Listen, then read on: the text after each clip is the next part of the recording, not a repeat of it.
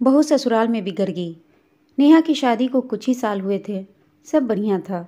छोटी बहू होते हुए भी वो बड़ी का हर फर्ज निभाती थी, क्योंकि बड़ी बहू तो आते ही अलग हो गई थी। नेहा के सास ससुर को हर काम के लिए नेहा पर ही निर्भर रहना पड़ता था। फिर भी वो उसकी बुराई करना नहीं छोड़ते थे। और सबसे बड़ी बात, बुराई भी अक्सर उसके ही परिवार वालों से करते थे, जो नेहा को बचपन से जानते थे, या फिर नेहा की सहेलियों से, या खुद के मायके वालों से। पहली बार जब शादी के बाद नेहा की दोस्त आई तो सासू माँ ने उससे ही नेहा की बुराई करना शुरू कर दी।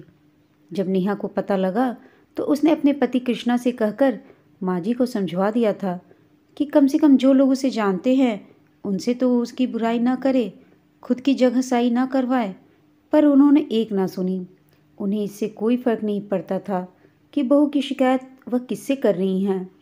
आजकल तो अक्सर ये कहती कि नेहा, तुम पहले यह काम अच्छा करती थी पर अब नहीं करती हो, फिर भले ही कोई भी काम हो।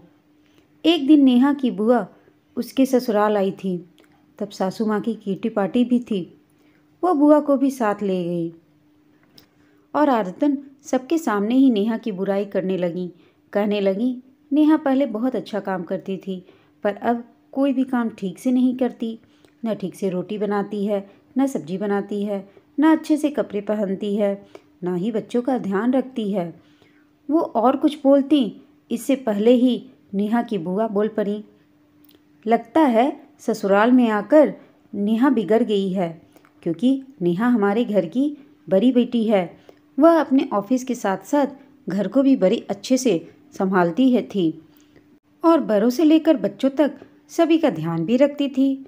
आपके यहाँ आकर ही नेहा बिगड़ गई है। ऐसा कीजिए, महीने 2 महीने दामाद जी के साथ नेहा को मायके भेज दीजिए, हम उसे सुधार कर भेज देंगे वापस। अब नेहा की सासू माँ का मुंह देखने लायक था।